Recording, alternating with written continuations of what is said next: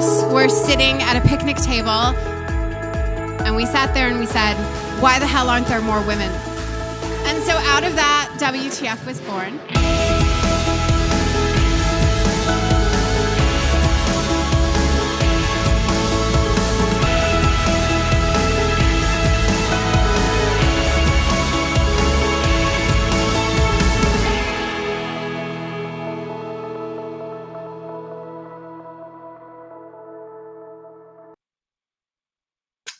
Hi all, and good morning. On behalf of Women's Tech Forum, I want to welcome and thank everyone for joining us.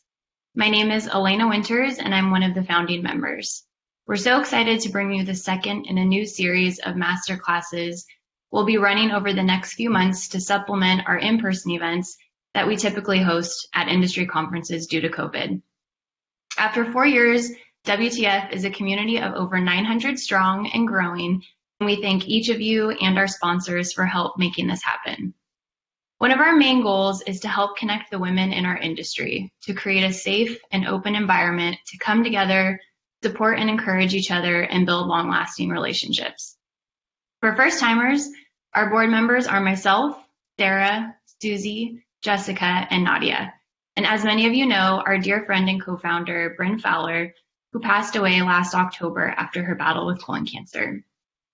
We're learning and evolving every day. Over the past few years, we've engaged more with our allies and recognize we need them in order to make real change in our industry and the tech space. Before we get started, I just want to cover a few housekeeping items. Please be engaged. There's a ton of great content and we don't want you to miss out. If you find yourself needing clarity on something, there's a Q&A button on the right side of the platform. Take advantage of that. So the event chat is live, so feel free to drop your comments in as a way to communicate with some of the others on the webinar. Today's masterclass, The New Art of Negotiation, led by Natalie Reynolds, CEO and founder of Advantage Spring, is brought to you by Equinix. And with that, I'd like to introduce Brittany Marley from Equinix, who personally helped facilitate this masterclass. Britt, over to you. Hi, everyone.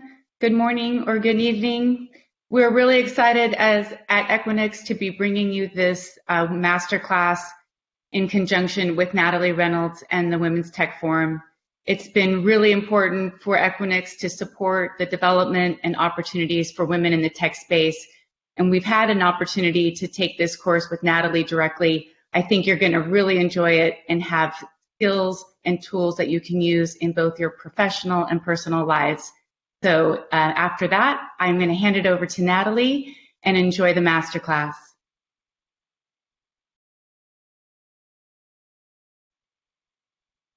Hello, everybody. I hope you can all see me clearly and hear me clearly. And thank you so much for those lovely introductions from everybody. My name is Natalie Reynolds, and I am really thrilled to be here to run a session called The New Negotiation. Now, you can see from the title slide that this is actually a real session about psychology, understanding the magic that people bring to the negotiation process.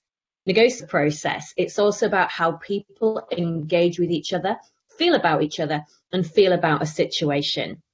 So along with running Advantage Spring, I'm also the founder of a charity called Make Your Ask, which we run with the UN, the author of a book called We Have a Deal, and I'm also visiting professor of negotiation at Cass Business School, or as my husband likes to describe me, I'm basically a negotiation geek.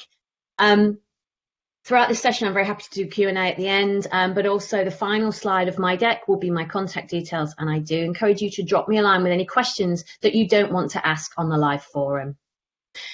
So if we could move on to the first slide, please, Kristen, that would be lovely. So a little bit of background. I realise that you are all from tech companies, and whilst we work with a lot of tech companies and are very aware, and myself particularly very aware of the intense need for more female representation, we don't just work in tech. We work with all sorts of organisations all over the world. So what you're going to be learning today will be drawn from a whole range of different environments. We work with very traditional businesses such as Shell and the World Bank and JP Morgan, but also newer businesses like Bumble and the Net-a-Porter Group. So whilst I'm not claiming to be an expert in your day job, I do hope that you will see the connection between what I'm bringing today and how you can then apply it to your day job. Next slide, please. In addition, what I'm going to be introducing to you today is my very simple methodology for negotiation. It's called the deals method, and it's a simple 5-step methodology, and it takes you right from the start of the negotiation process right through to post handshake or signing on the dotted line. Now, that deals method that I'm going to be introducing you to today has actually now been adopted by business schools around the world. So what I'm teaching you is a condensed version of what I've also taught at the universities of Oxford and Cambridge, NYU, Columbia Business School. You can see the names on the screen. So moving on to the next slide. I'd like to be very clear about something before we begin, and it's that prior to starting my company back in 2013, I had a varied career. I worked in law for a time, I worked in government, and I also worked in the private sector in commercial roles. I was then headhunted in 2010 to go and work for one of the world's biggest negotiation training companies. And I left there after not that long because I was very disillusioned with the style of negotiation that they were perpetuating. So their style of negotiation was bang your fist on the table, be the aggressor, beat up your opponent. And it just didn't sit comfortably with me. The final straw was I had been doing some work on encouraging diversity at the negotiation table. And upon coming back from maternity leave, the company brought me into the boardroom and basically said to me, look, we've been very uncomfortable with what you've been doing. And as a firm, we don't want to be seen to be doing the woman thing. And that line, that throwaway statement about the woman thing, that was it. I'd had enough. I had to leave. And so I left on a point of principle. And that leaving on a point of principle is how Advantage Spring was born. And that's when I developed this kind of new way of thinking about negotiation. So to be very clear, what we teach is not about, it doesn't require you to pull on the boxing gloves and be the aggressor, but it certainly will help you deal with the person who maybe is doing that, the difficult counterpart, the person who intimidates you, the person who infuriates you because they refuse to move. We like to think that this approach helps manage those people. Next slide, please. Now, I'll open this all up with a very bold statement that negotiation is the most important skill in business and in life to get what you want, need, or deserve. And quite frankly, we're doing it all the time. We just don't always realize that we could be doing it, should be doing it, or are indeed even sometimes doing it. Next slide, please. So the diagram you can see on the screen represents just some of the people that we might be negotiating with on a daily, weekly, or monthly basis. And of course, the question marks are on there because all of you will be different. You will all be negotiating with slightly different people. But you can certainly see there's a delineation there on that diagram in that we negotiate at work, sure, but we also negotiate at home as well. You know, those difficult conversations maybe with our partner, our wider family, friends, our kids maybe. Any of you with kids will know they're the toughest negotiators. But I also have put on there that we negotiate with ourselves. And it should not be underestimated, actually, how important the little voice in the head is when we are negotiating. And in fact, we need to actively choose to manage that voice before we get to the negotiation table. Because that little voice in the head when we negotiate it can often have a negative effect. It can say, don't say that, say this. Don't ask for that much, that's too much, ask for this much. So we do really need to think about how we manage that as well. Next slide, please. We also need to recognize, of course, that whilst we are negotiating all the time, those negotiations can look and feel very different. So a negotiation could be an informal conversation over a cup of coffee. It could be a telephone call with someone on the other side of the country to you. It could be an email that is going back and forth between different companies.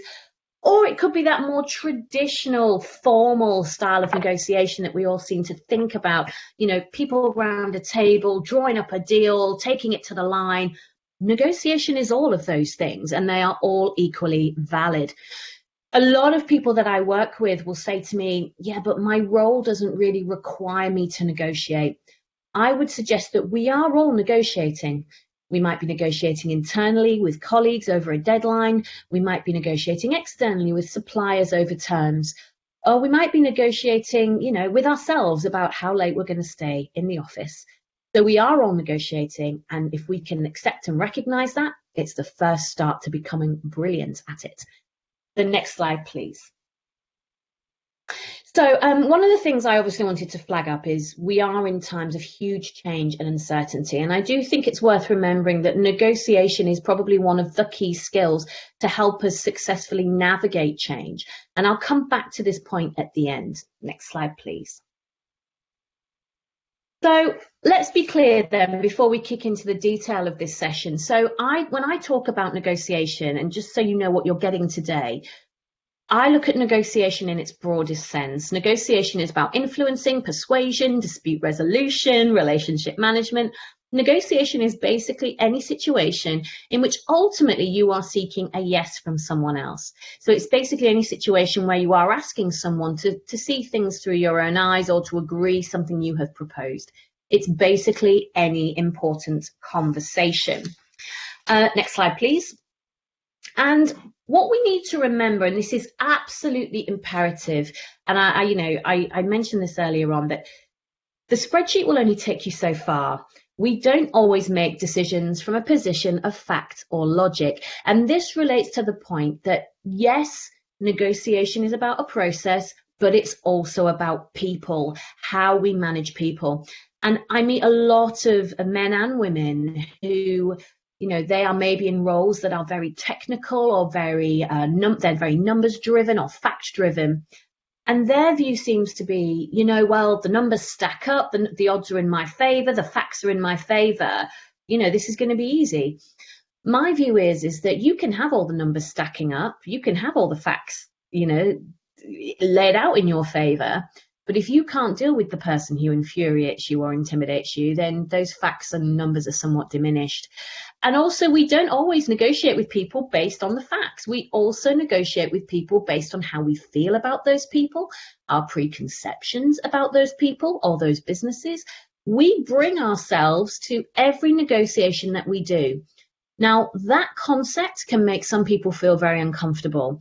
And today, I just don't have the time, unfortunately, to go into a lot of the research behind all of that. But rest assured, we bring ourselves to the negotiation table, but so do they. And so it makes absolute sense that not only do we understand the facts, we also understand them and their motivations, and we understand ourselves as well. Next slide, please.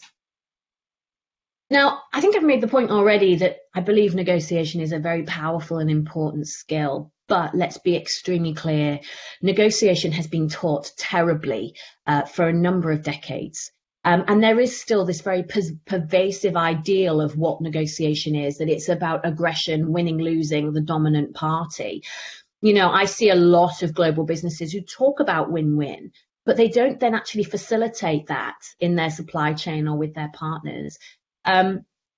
And actually, what's been really interesting to me is observing just how many senior people or experienced people really struggle with negotiation.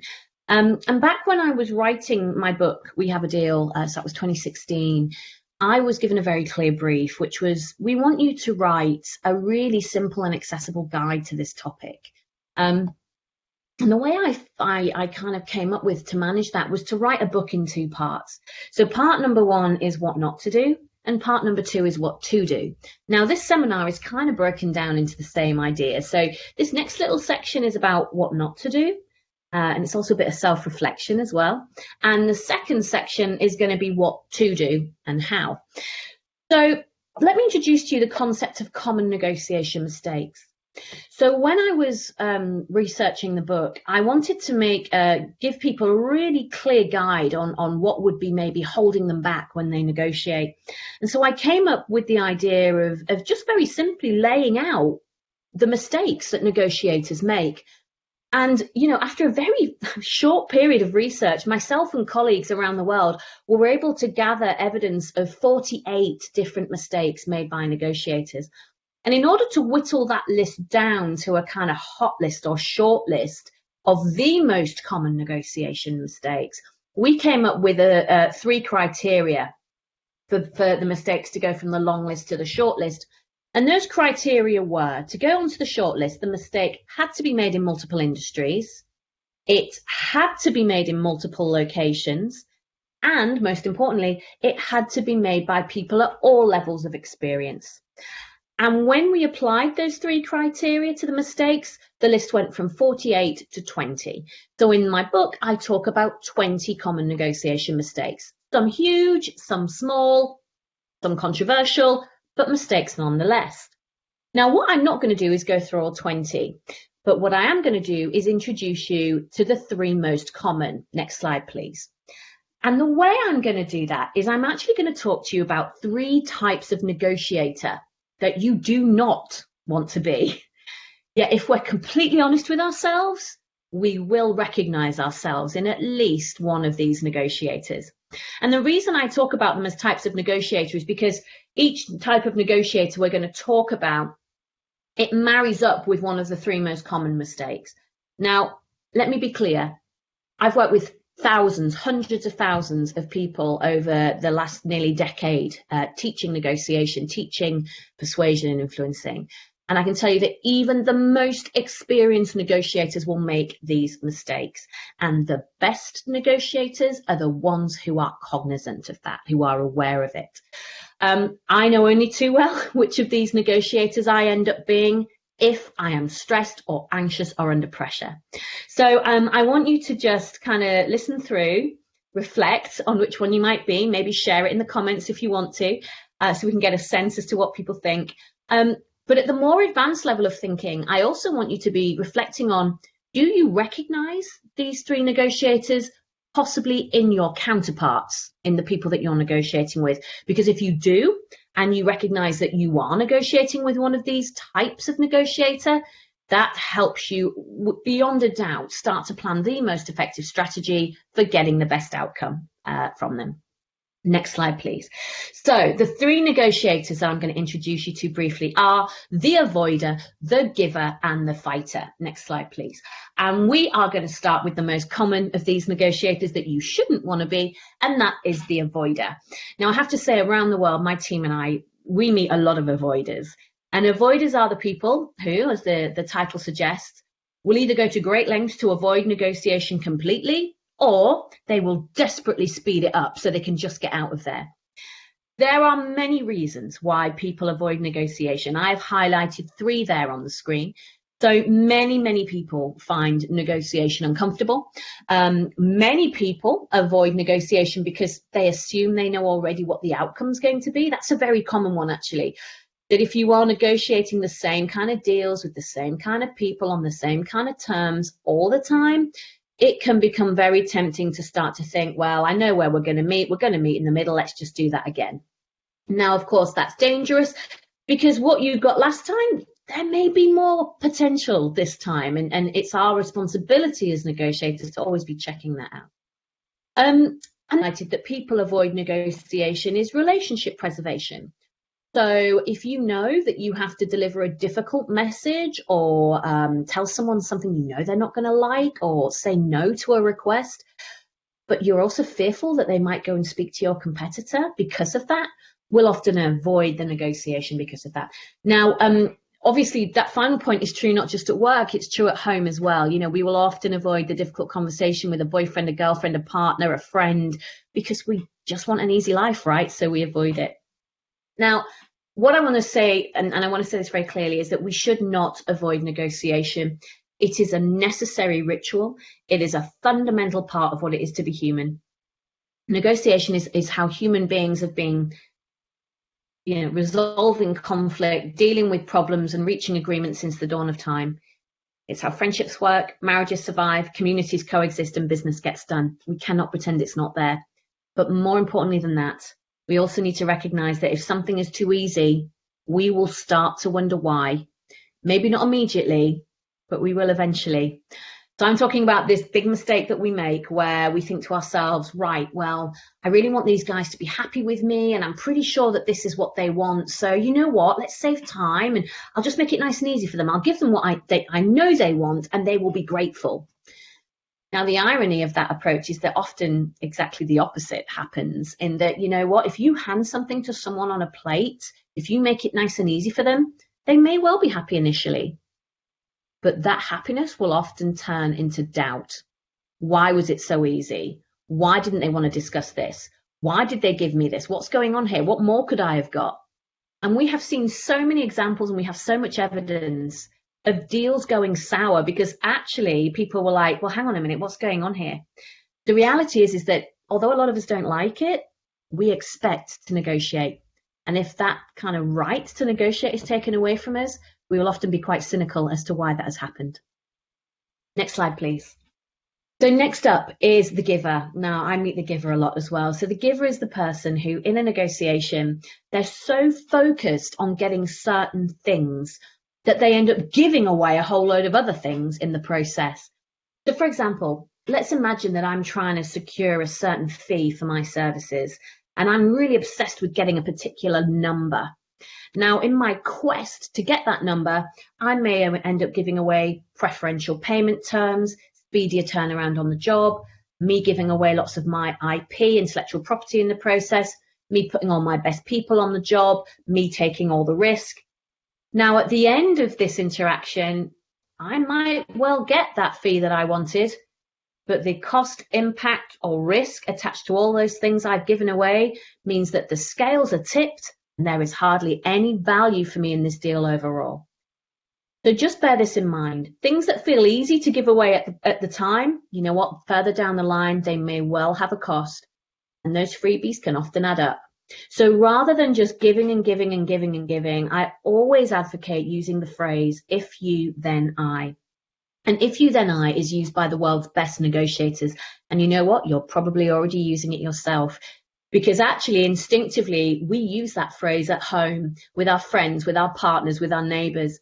You know, just think about it. I wake up most mornings and I turn to my husband and I say, Chris, if you walk the dogs, I'll get the kids ready for school.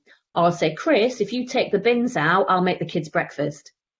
And what I'm saying to him here is, look, Chris, you need to do something for me and I'll happily do something for you, but I'm not doing it all myself. And that concept of give and take is really at the heart of brilliant negotiation. If you can take the time to try and structure your proposals around this concept of if you can do this, then I can do that, it will go a long way to making sure that you don't just empty the account, you are replenishing it as well. Next slide, please. And then finally, the negotiator you shouldn't want to be, and which a lot of us, I think, claim we are not, but actually a lot of us are, is the fighter. And the fighter is the person who views every negotiation as a battle or a competition, whether they realize it or not. Now, of course, I'm not advocating that you go in and try to lose, but you know, there is a difference between winning it at all costs and winning in the right way.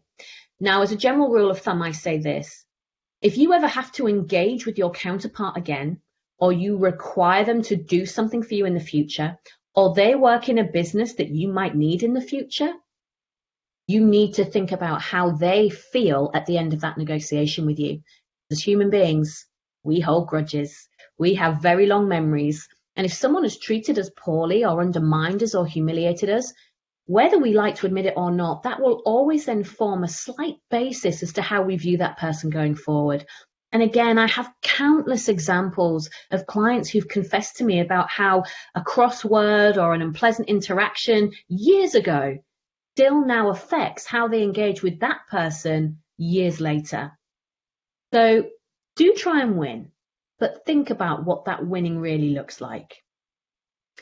Next slide, please. So a little bit of reflection there. If you're happy to share what type of negotiator you think you might be. And by the way, I'm not saying that you would necessarily be that negotiator all the time. What experience has told me is that we tend to default to those types of negotiator when we're under particular pressure.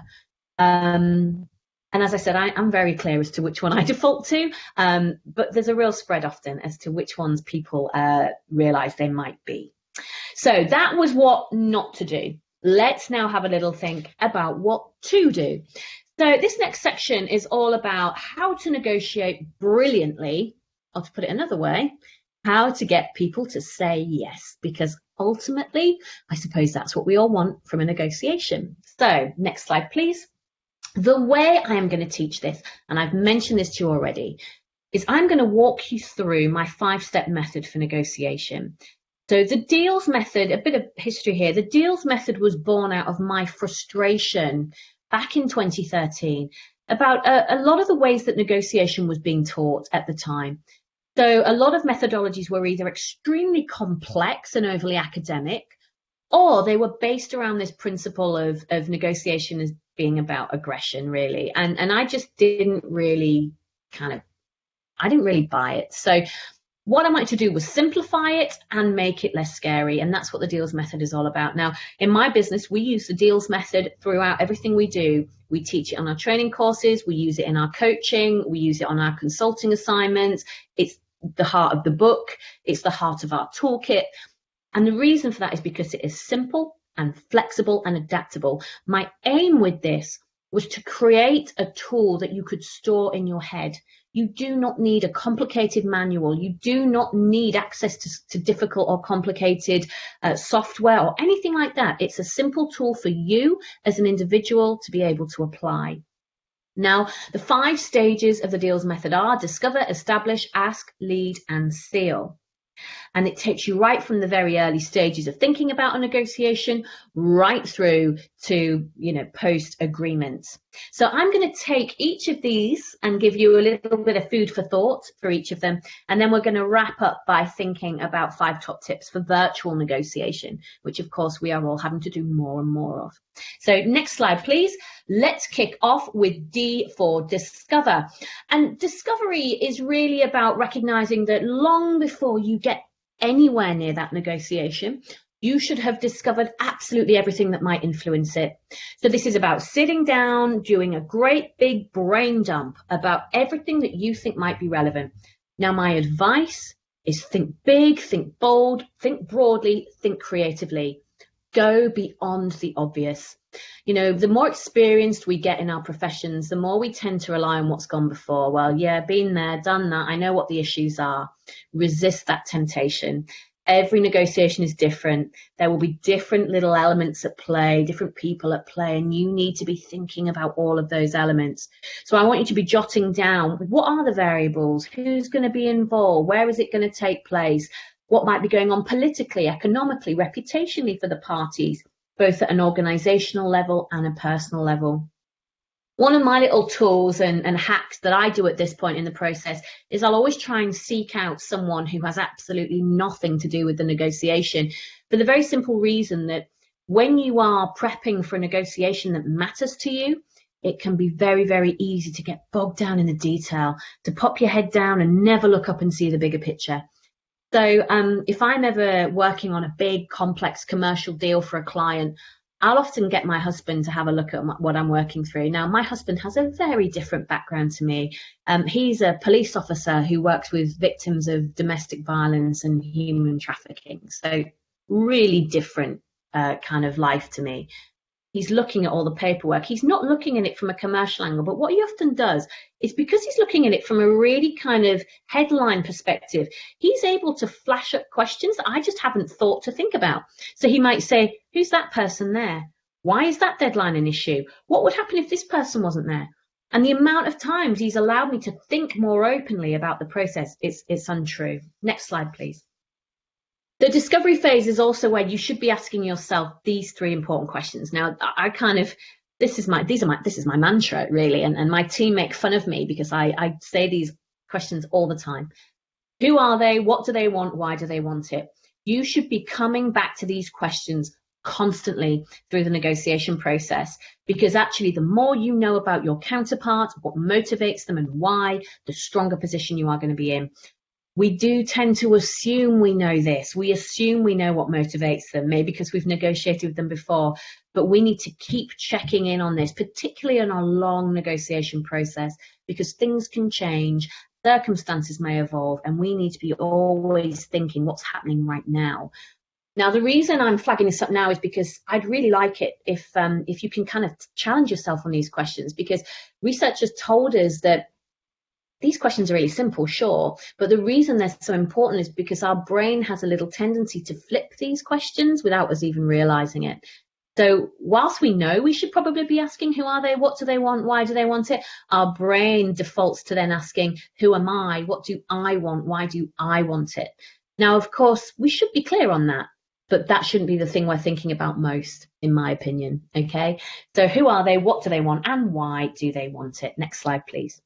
Next up is E for establish. And establish is really about taking all of that discovery and refining it down into some usable boundaries. So establishing some certainty for both yourself, but also for anyone else who might be on your negotiation team. So establish who's going to play what role, what your opening positions are going to be, how long you think the negotiation is going to go on for, what your escalation procedures might be, all that kind of thing. Next slide, please. What I also want to share with you is a tool that I've lifted from our toolkit. And our negotiators toolkit is designed to kind of marry up with the deals method. What you can see on the screen there is something called our possibilities plotter. And we encourage people to fill this out prior to a negotiation. So on the one side, you've got your T triangles, your take triangles, things that you care about. And then you've got your G triangles, your gives, the things you can do for them. And the way it works is one end of the take triangle, the thick end of the take triangle, represents what your starting request is going to be, whereas the thin end of the take triangle represents your worst case scenario on that variable. So on rate, I've highlighted that I'm going to start boldly by asking for £100, but actually I know my minimum I can accept is 75. The give triangles work the other way around. So, of course, you shouldn't put everything on the table right at the start because then you've got nowhere to go. So the give triangles work with you start at the thin end of the give triangle and then you work up to the thick end of the give triangle. So on quality assurance on this example, I've highlighted that I'm going to start by offering them 6 months quality assurance. But I know if I had to get the deal I want more widely, I could ultimately incentivize them with 2 years on quality assurance. Now, if you can get into the rigor of filling in a diagram like this before every negotiation, trust me, it will do you so much good. And it's just a really lovely way of also clarifying your thinking as to what motivates them as well. Now, a quick comment on opening positions. Now, I'm a big believer that you should open ambitiously but credibly. So, of course, that means you need to ask for slightly more than you ultimately need or offer slightly less than you can ultimately give.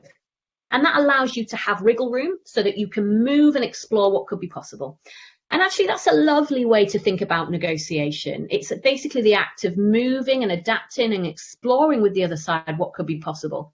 So it makes no sense to put everything out there up front because you need to have something in your back pocket to be able to kind of build on things and repackage it and move and explore and be creative.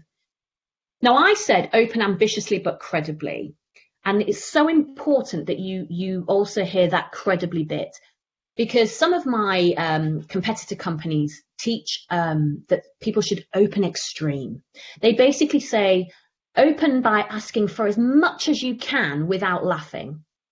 And that just doesn't ring true to me. I think there is a credibility issue here that, you're in your industry, there will be certain levels, certain baselines, certain expectations that mean that actually you will be able to open ambitiously, but maybe not on everything and maybe to certain levels. You put out crazy numbers, you can end up looking ridiculous or really pissing them off, to use a very British phrase. But the point is that you have to be careful. You should open ambitiously, but know your industry enough to know what keeps that ambitious opener credible. Okay, next slide, please. We are now going to talk about the A of the approach. This is A for ask. So this is everything to do with the development of, the receiving of, and the making of proposals. Now, a quick little tip, never go into your negotiation with just your opening proposal and a rough idea of where you want to get to, with no idea as to how to bridge that gap. You do that, you either just end up winging it, never a good strategy, or you end up constantly responding to their proposals to you. And for the reasons I'm about to describe to you, that's not a good strategy either. So before I get the slide to move, I just want to make a point about the universal truth in negotiation. So in my experience, there is a universal truth in negotiation, and it's this. that in every negotiation, no matter how collaborative, each side is coming to the table to try and explore what's the best I can get here. So if I was coming to negotiate with you, I'm trying to explore what's the best I can get you to agree to. And you're coming to the table to try and explore what's the best you can get me to agree to. Ideally with the relationship still intact, but we are both doing that. Okay, so I just want to make that universal truth apparent now. Next slide, please. So building on that, I want to talk to you about this concept of anchoring. And anchoring is one of the things that I think has been, again, mistaught and misunderstood in relation to negotiation for many decades. So really what I'm talking about here is who should go first, who should make the first move. And there's a lot of confusion about this. In fact, you know, if I think about the most common response I get to the question of who should go first, over the years, I've certainly observed that most people have the view, I want the other side to go first. And when I ask them why, they say, because I want to hear what they might be willing to give me. Now, there is a fundamental flaw with that logic, and it's this, and it goes back to the universal truth. That first proposal that they give you is never going to be an indication of what they're ultimately willing to give you. What it is going to be is them testing you to see what's the best they can get you to agree to. In the same way, my first proposal to you is never going to represent the best I could ever give you. My first proposal to you is going to be me testing you to see what's the best I can get from you. And because of that, when you combine the universal truth with anchoring, we need to think about how this affects us.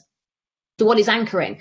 Now, anchoring is the phenomenon by which we become overly influenced by pieces of information that are presented to us before we make any kind of decision. And anchoring in negotiation is the phenomenon by which we become overly influenced by the first proposal that is put on the table because our brains anchor to it. And it then has a disproportionate effect on every move made after that point. Now, the science on anchoring is vast and compelling. There is not a single study from the last 58 years now, published or otherwise, that tells you that you gain any advantage by letting them go first. Every study tells you that you will gain an advantage if you go first. And yet, so many sales courses, so many negotiation courses, so many influencing courses keep perpetuating this idea of go first because then you can hear what they might be willing to give you. Now, I've provided the ladies who run WTF with a guide to anchoring, which has got a lot more reading on this, all the research, the science and everything. Please do have a read of it. Go away and search for on anchoring. Have a look at some of the research around it. I absolutely recommend that you read this book called Priceless by William Poundstone. It's a shocker of a book. And the reason it's a shocker of a book is because it's horrifying. You will read it and you will think, oh my gosh, I can't believe how I've been a victim of this for so many years. A couple of things I'll share with you. If you are constantly letting the other person go first, you need to know this. Firstly, one of the big mistakes we make is someone makes a proposal to us, they go first. We don't like their proposal. One of the things we often commonly do is then spend ages telling them why we don't like their proposal and why it won't work for us. And we may be politely and professionally, we're not going to be rude, but we spend ages talking about why that won't work, why the numbers don't add up, why we can't do it, much as we'd like to. We're sorry, but we can't. Know this. The more you talk about their proposal, even negatively, the science tells us very clearly, the more likely they are to finish closer to it. And the science is basically saying that the more you talk about something, the more oxygen you give it, the more oxygen you give it, the more you bring it to life. It makes it bigger. And that's not what you want to be doing, okay? The other thing that we need to be mindful of is that anchoring creates this idea of expectation adjustment. So let's imagine this. Let's imagine I'm going to pitch a proposal to a client and I'm going to open ambitiously but credibly. And I've got a figure in my head of $58,000. And that's what I want to start at. I'm opening ambitiously but credibly, but that's going to be my number. But before I can say that to them, they jump in and they say, hi, Natalie, great to see you. Delighted to let you know we finally got budget approval of $46,000. Now, right now, whether I like it or not, $46,000 is my focus. Now, the danger is that I now adjust my expectations about what I think is possible in this deal. And rather than being brave enough to say 58, I panic and I go, oh, right, okay, well, do you know what? I can't do 46, but I can do 50. And I immediately revise down my expectations about what I think is possible in this deal based purely on their first proposal to me. Now, you might be cynical about anchoring, but I bet you've done that before, where you plan to say one thing, but based on what they say to you first, you adjust slightly. Now, of course, the sad thing about that scenario is 46 was just them testing me to see the best they can get me to agree to. They were probably very clear in their head the whole time that they could have gone higher than that, but I'm never going to know that now because I've already come galloping down to them, and it's potentially game over. Please go away and read more about anchoring. I'm very happy to make further recommendations on it. Okay, next slide, please. To summarize then anchoring, try and go first if you can, but if you can't, and let's be clear, you can't always, here's how not to be a victim of anchoring. So don't strengthen their anchor. So what I mean by that is, don't go on and on and on and on about their proposal. The more you talk about it, the stronger it becomes. Don't try and argue with them. You know, I find this very funny. Arguing never has the desired effect, right? You know, if you're arguing with someone, how often do they go, do you know what? You are absolutely right. I'm an idiot. What I'm proposing is wrong and you're right. Thank you for pointing that out. That never happens. So actually by arguing with them, all you're doing is actually strengthening their position anyway. I really want to hammer home this point. The best way to beat a proposal is to make one. Re-anchoring has been proven to be just as powerful as anchoring. So the more you can talk about your proposal in that interaction, the more likely you are to finish closer to it. Next slide, please. And remember, anchoring applies to anything. I gave a numerical example just because it's easy to illustrate, but anchoring applies to deadlines, resources, budgets, governance, personnel, and performance. So think about how it might apply to you. Next slide, please. L is for lead, and lead is all about what can you do in the negotiation to lead it to an outcome that you want. Next slide. And I'm going to give you two little tips here. So the first one is this concept of driver's seat. So how do you get in the driver's seat so you can steer that conversation more easily? Well, a very simple tip that we've used to really good effect actually is be the person who acknowledges why you are there. Avoid tendency means that often we'll go to a meeting and we'll kind of spend ages chit-chatting and talking about other stuff and avoiding the issue, kind of a little bit unsure as to who's going to kick things off or kind of facilitate things. And then we end up slipping into not really having a strategy about how it's going to go. Be bold enough to be the person who kicks things off, acknowledges the issue. So it might be that you say, hi there, thank you so much for coming. So obviously we're here to discuss the issue of, and in that simple moment, you are acknowledging that they're busy, you're still being polite, but you're also steering the conversation a little bit more as well. And then be solution focused. Language is so important in negotiation. I could talk about language in negotiation for a whole masterclass, but actually I want to focus on this idea of being solution focused. So don't think that, power and influence and being in charge is about saying no all the time. I see that quite a lot. People think, well, if I can be clear on what isn't acceptable and be clear on what I won't accept, that will work well for me. Constantly saying no can have a real negative effect on making progress. So just simply switch your language slightly. So rather than always saying what you can't do, take that as an opportunity to say what you can. So rather than just saying, no, that's not going to work, or no, I can't agree to it, you say, do you know what?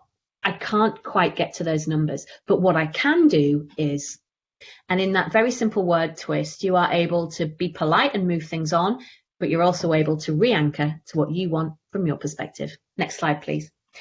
And then last but not least, we have S for seal the deal. And sealing the deal is very simply about future-proofing your agreement. You know, the point of agreeing a big deal is often not the point at which we want to talk to our counterpart about things going wrong or, bad feeling or poor performance.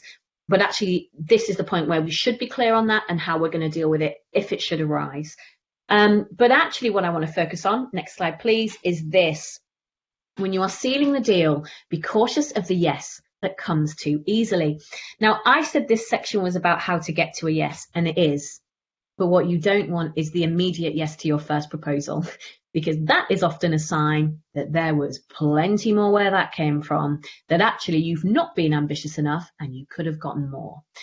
So what we want to do is be thinking to ourselves that actually the word that we need to embrace as negotiators is no. Because actually what you want to hear first is a no, because then that will ultimately take you on a journey to the right kind of yes, the one that's been worked for and actually makes sense. Now, the problem is, though, is that as human beings, we have a neurological oversensitivity to the word no. And neuroscientists have proven that we remember the pain of no longer than we remember the happiness of yes. I love that. So I believe that how you respond to a no is what defines you as a negotiator. What you don't want to be is the negotiator who is told no, and you then immediately just fold and go, oh, right, sorry, okay, so what were you thinking then? Instead, I want you to be the sort of negotiator who relishes no, who when you're told no, you view that then as your invitation to put your hands on the steering wheel and get driving. Ask questions, be creative, build rapport, make suggestions, because that's what good negotiation is really all about. Now, I'm often asked, what are the key traits of a negotiator, or what are the key skills required by negotiators? And people are always very surprised when I say that actually I think good negotiators need to be able to persevere and need to be resilient. And that's why, next slide, the advice I really like to give to people is this. When life shuts a door, open it again. It's a door. That's how they work. And of course, what I'm saying there is that in life, people will say no to you. In negotiation, people will say no to you. And what you need to do is think, if what you want or what your client or company wants is behind that door they've just closed, your job is to go back and try and open that door again if you can. And you do that by asking different questions, maybe being a bit more assertive, maybe being a bit more gentle, maybe taking different people with you, coming at it from a different angle. But you need to try and open that door again if you can, because I believe that resilience is really a core component of every brilliant negotiator. Next slide, please. And I'm going to wrap up this section by giving you very, very quickly 5 top tips for negotiating virtually, and then I'll hand back for Q&A. So, of course, the current pandemic, the world generally right now is in flux. And because of that, what many people are going to find is that their traditional ways of working have been disrupted, or it might be that you already work in an industry where virtual negotiation is the norm. Know that maybe for many of your counterparts, virtual negotiation may not have been the norm. And we need to think about how we do it, how we execute it. So 5 top tips for negotiating virtually. So number 1, don't get caught on the hop. So what I mean by that is often people will call you to try and take you by surprise. So maybe you'll get a phone call out of the blue. People will start talking to you. You then realize that actually, hang on a minute, they're negotiating with me. Don't be drawn into an unplanned, on-the-hop negotiation. Be bold enough to say, look, I'm just between meetings, or I'm just on my way to run a session. I can't talk now, but I'll get back to you. Buy yourself thinking time. Buy yourself the ability to not be rushed. Number 2, don't wing it. A lot of people seem to view virtual negotiations as somehow more informal or less important than face-to-face ones. They're not. Take them seriously, plan properly. The deals method absolutely applies to the virtual negotiation process as well. Tip number 3, be mindful of tone. So I'm sure you've heard the phrase keyboard warriors, and I think, we're all so much braver, aren't we, behind a screen or behind a keyboard. Just bear that in mind in terms both of yourself and how you come across in your messaging, but also maybe sometimes give people the benefit of the doubt. If they've sent you an email that feels a little bit off, maybe just pick up the phone and talk to them to try and break things down a bit. We're all learning, we're all kind of finding our feet with this, and maybe just give them the benefit of the doubt. Number 4, still set ground rules. So, in big formal boardroom negotiations, best practice is to at the start set some ground rules about when you'll take breaks, how long it's going to go on for, who will speak and when. Are you going to put opening proposals in writing first? Make sure you do that for virtual negotiations as well.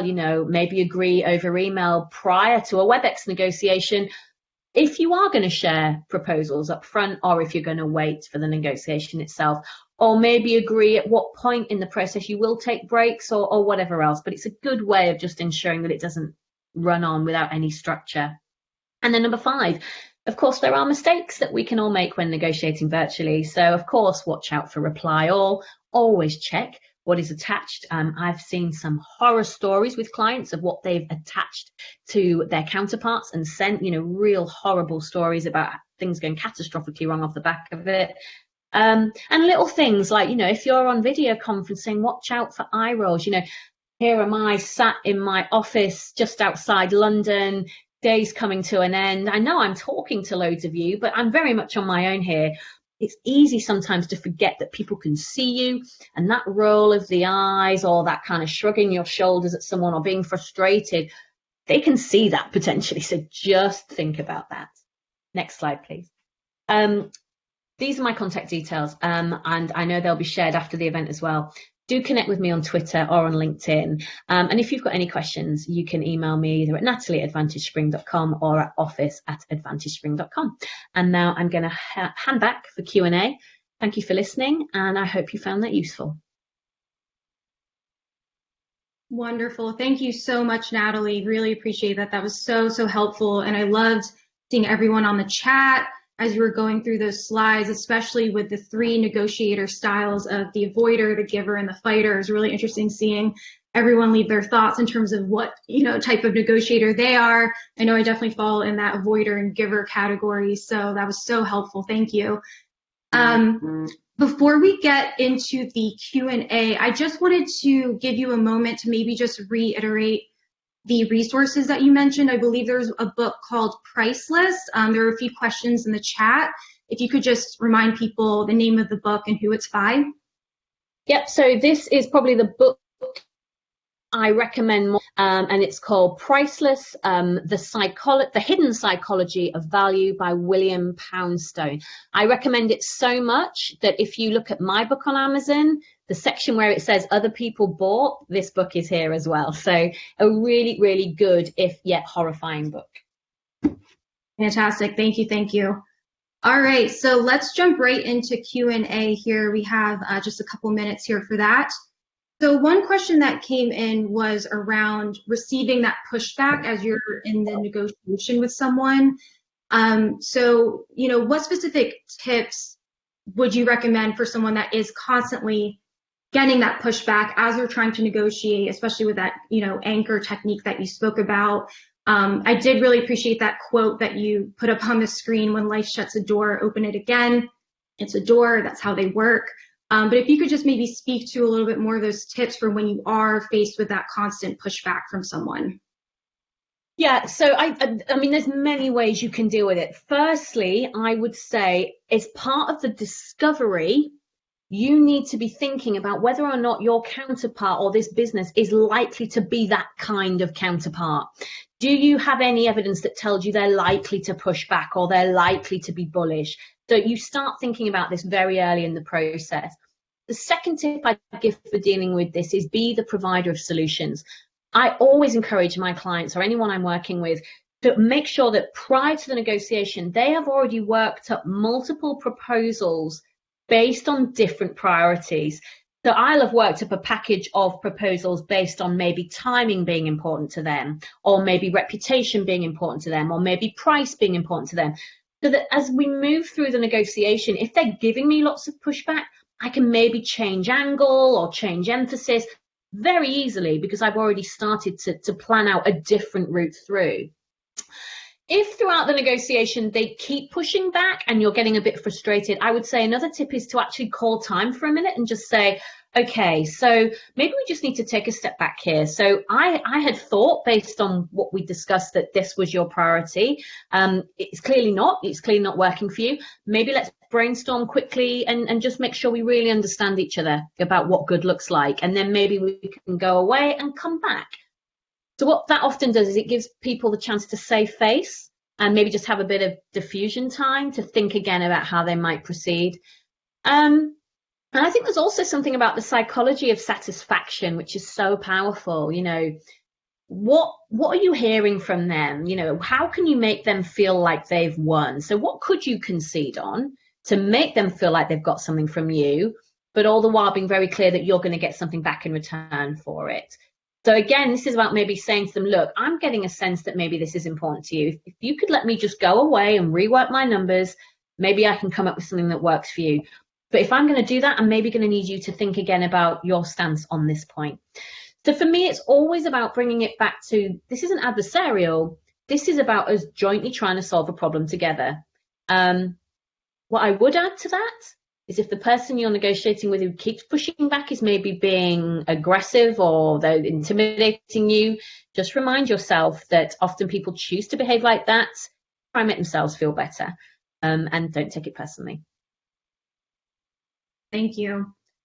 So this next question is one that I actually often struggle with personally. So, when you were speaking about having that anchor and not budging or recalibrating, sometimes in terms of setting that anchor can be difficult in terms of just understanding what is a fair amount in terms of the current landscape, what other people are making in my similar, role or title.